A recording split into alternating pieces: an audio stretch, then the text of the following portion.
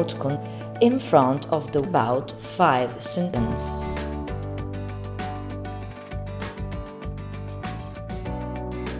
While pressing the button 1 of the Y Evo, at the same time press 4 times the button 2. Release both buttons.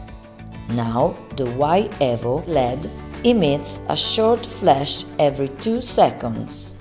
Press and retain pressed the button of the original remote control and wait for a change flash.